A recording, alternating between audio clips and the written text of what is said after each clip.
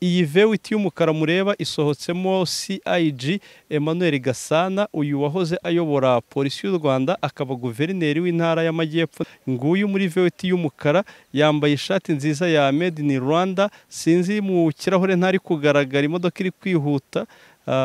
Ndabona indi modoka inyuma yayo, hasohotse noneho bwana Bamporiki Edouard, asohotse mu modoka ya Suzuki Rava mu ikote ry'umukara, amadarubindi, yashyizeho n'agapfukamunwa.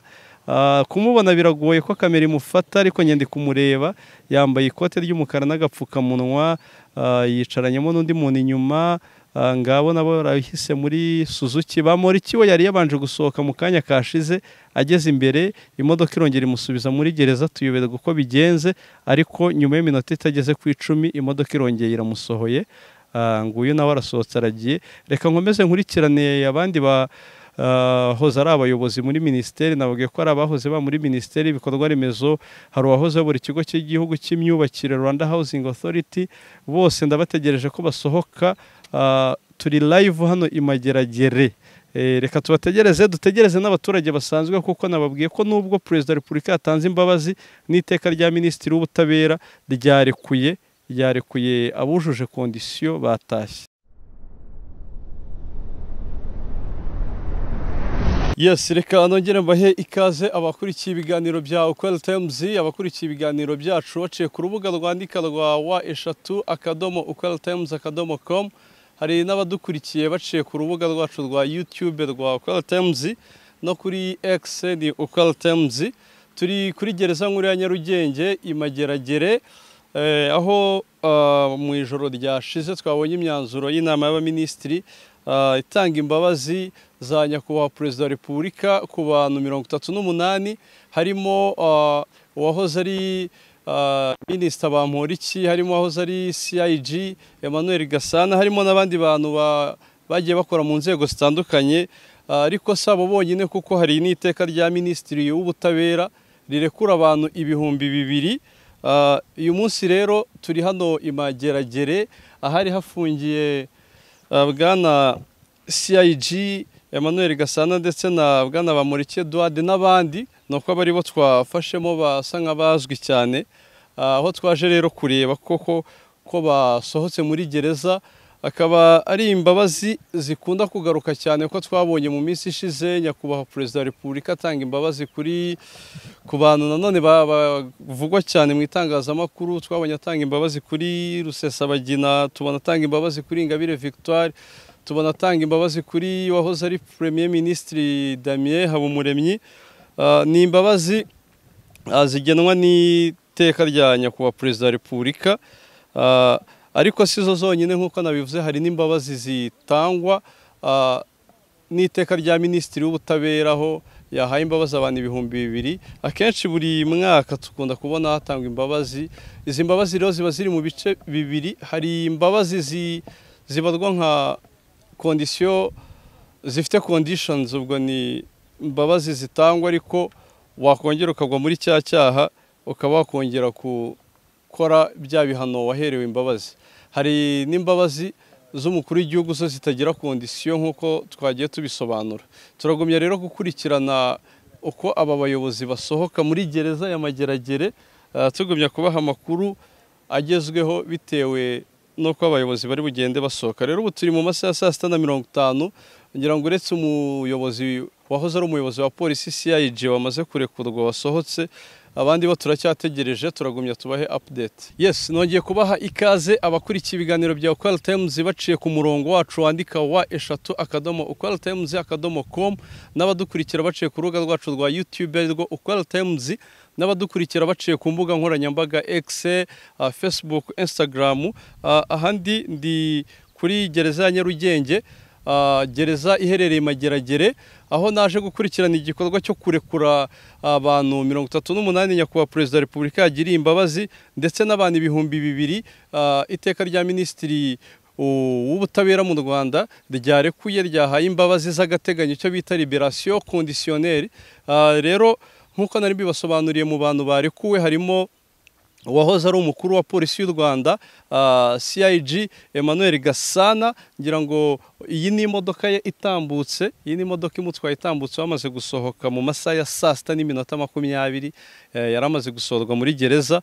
Abandi bantu twiteguye gusohoka, twiteguye kureba ko basohoka nabo bahawe imbabazi na nyakubahwa Perezida wa Repubulika ni Bamporiki Edouard. Bamporiki Edouard muramuzi cyane, yari yarakatiwe igihano cy'imyaka 5 aho yari yahamijwe ibyaha birimo gusaba cyangwa kwakira indonke, harimo gukoresha ububasha ahabwa n'itegeko mu nyungu ze bwite. Nawe yamaze kugirirwa imbabazi na nyakubahwa Perezida wa Repubulika, agirirwa imbabazi atarangije igifungo cy'imyaka 5. Hari kandi Gasana Emmanuel CIG nk'uko mbiberetse ko amaze we gusohoka, we yari yarakatiwe igifungo cy'imyaka 2 n'amezi 6 aho yari yahamijwe icyaha cyo gusaba no kwakira indonke. Ntabwo ari bo bonyine kuko hari n'abandi bantu bazwi bahawe imbabazi na nyakubahwa Perezida wa Repubulika, barimo Serubibi Eric, uyu yahoze ari umuyobozi w'ikigo gishinzwe guteza imbere imiturire Rwanda Housing Authority. Akaba kandi Rwakunda Christian, uyu yahoze ari umunyamabanga wo muri Minisiteri y'Ibikorwa Remezo. Hakaba n'umunyemari Rusizana Aloys. Aba ngaba ngira ngo murabyibuka baziraga kesi yavugwagamo inzu yaguzwe hafi miliyari 9. Ni abantu bari bamaze igihe bafunze ko kuva 2021 nibwo abakora 3 bari bakatiwe igifungo cy'imyaka 6, bamwe baregwa gutanga amasoko ya leta mu buryo bunyuranyije n'amategeko. Aba rero nabo bari mu barekuwe. Abarekuwe nababwiye ko atari aba bonyine, nuko abariyo mazina akomeye muri iki gihugu. Bamwe bahoze ari abanyamabanga muri minisiteri, abandi bahoze bayobora polisi. Hari n'abandi ariko bagiye barekurwa bahawe imbabazi n'iteka rya Minisitiri w'Ubutabera. Ikindi nakubwira nuko aba bantu nubwo barekuwe, itegeko riteganya ko uwahawe imbabazi na Perezida ashobora kuzamburwa ku mpamvu zitandukanye, zirimo kuba yakongera gukatirwa kubera ikindi cyaha. Za mbabazi zihita zivaho akongera akajya gukora bya bihano. Ikindi nababwira nuko aba bantu ntabwo bemerewe gusohoka mu gihugu badasabye uruhushya Minisitiri w'Ubutabera. Bagomba gusaba uruhushya Minisitiri w'Ubutabera kugira basohoke mu gihugu, kandi bagomba no kwitaba ubushinjacyaha ngira ngo rimwe mu kwezi, ubushinjacyaha bw'aho baturiye. Ni ukuvuga ngo izi mbabazi nubwo zitangwa ariko bisaba ko ugumya wigengesereye, kuko iyo wongeye kugwa mu cyaha bya bihano urongera ukabikora. Nababwiye ko hari izindi mbabazi 2,000 birenga zatanzwe. Ababo babujuje icyo bita kondisiyo, babujuje kondisiyo zo guhabwa imbabazi, baba baragiye kandi bandika amabaruwa. N'aba babariwe barimo Bamporiki, barimo CIG Gasana, biravugwa ko bagiye bandika amabaruwa asaba imbabazi bandikira nyakubahwa Perezida wa Repubulika bamusaba imbabazi. Rero iyo umaze kwandika ibaruwa usaba imbabazi, Perezida wa Repubulika afite ubushobozi bwo kukubabarira igihe cyose ashakiye. Niyo mpamvu umuntu yatanze imbabazi, kandi si ubwa mbere nyakubahwa Perezida wa Repubulika atanga imbabazi, kuko muribuka ko mu myaka ya 2018 umunyapolitike Ingabire Victoire yahawe imbabazi, ahabwa imbabazi yarafunze igifungo cy'imyaka 15. Muzi ko yaje guhabwa imbabazi, iki gihano cye agafungurwa. Si we wenyine, muzi ko Perezida yigeze guha imbabazi Pierre Damien Habumuremyi hari mu 2021. Pierre Damien Habumuremyi muramuzi, yahoze ari Prime Minister cyangwa se Minister w'intebe, yaje guhabwa imbabazi muri 2021. Si we wenyine kandi muzi ko Perezida yagiye ababarira n'abantu bakoze ibyaha runaka, akababarira noneho icyaha pana umuntu. Twigeze kubona ababarira abagore 10 bari bafungiye gukuramo inda. Twagiye tubona Perezida wa Repubulika atanga imbabazi buri mwaka bisa nk'atanga imbabazi, kuko 2021 yari yababariye aba bagore 10 baziraga gukuramo inda. Nababwiye ko yigeze kubabarira Pierre Damien 2021 nabwo, kandi yigeze kubabarira Ingabire Victoire. No kwango izi mbabazi za nyakubahwa Perezida wa Repubulika kenshi tukunda kubona umwaka utajya urangira atazitanze.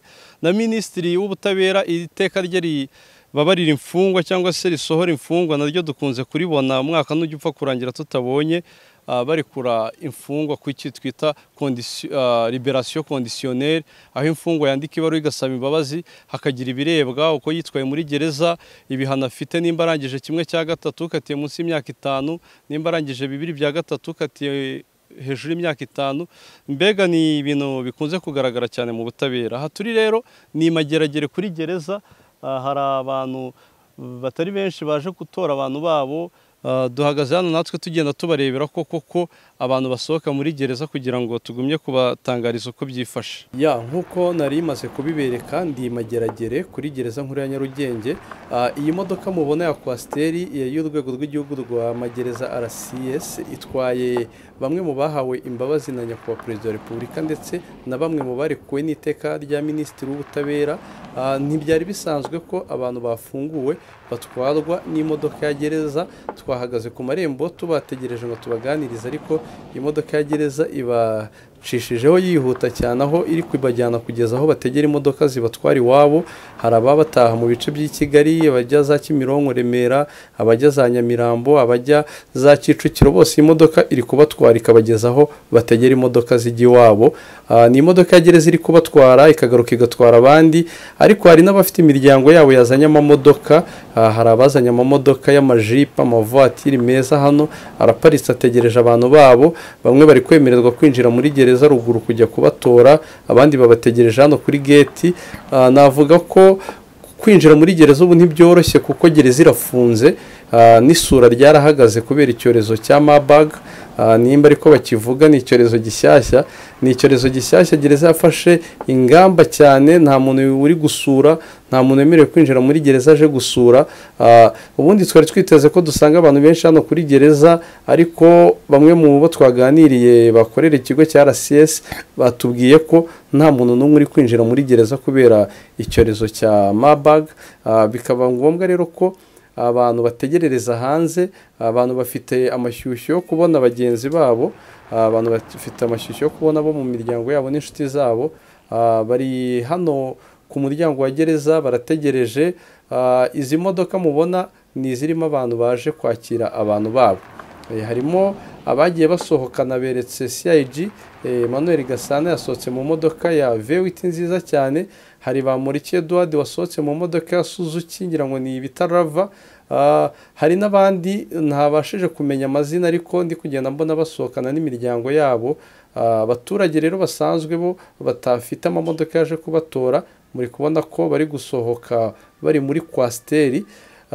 Ndagira ngo mbabwire ko aha kuri gereza nta bantu benshi bahari, ahubwo nta n'itangazamakuru rinini nabonye, nta banyamakuru nabonye baje gufata amashusho y'iyi nkuru, ko nabonye iyi nkuru iri gufatwa n'abanyamakuru ba Ukweli Times bonyine. Gusa icyo navuga, iri tangazo ryasohotse mu masaha yo mu gicuku. Abantu benshi bashobora kuba batakurikiranye ngo bamenye ko byagenze. Ikindi, izi mfungwa zahawe imbabazi n'aba bagororwa nabasobanuriye ko harimo abahawe imbabazi n'umukuru w'igihugu, harimo n'abarekuwe kubera icyo bita liberation conditionnelle, kuba barasabye baranditse basaba imbabazi, bakareba ko bafite ibyo bujuje biteganywa n'amategeko, bakaba bagiriwe imbabazi. Reka mbibutse ko rero aba barekuwe nabo hari ibyo basabwa gukora, cyane cyane abahawe imbabazi n'umukuru w'igihugu, harimo kuba badashobora gusohoka mu gihugu badasabye uruhushya Minisitiri w'Ubutabera, kuba badashobora kumara ukwezi bataritaba ubushinjacyaha ngo biyerekane ko bahari. Ni ibintu byinshi amategeko agenda ateganya, tuzagenda tubiganiraho n'abasesenguzi ba Ukweli Times. Nuko byari byifashe rero hano kuri gereza nkuru ya Mageragere, cyangwa se gereza nkuru ya Nyarugenge iherereye i Mageragere. Mukomeze mubane na Ukweli Times, turakomeza natwe tubaha ibiganiro bigezweho.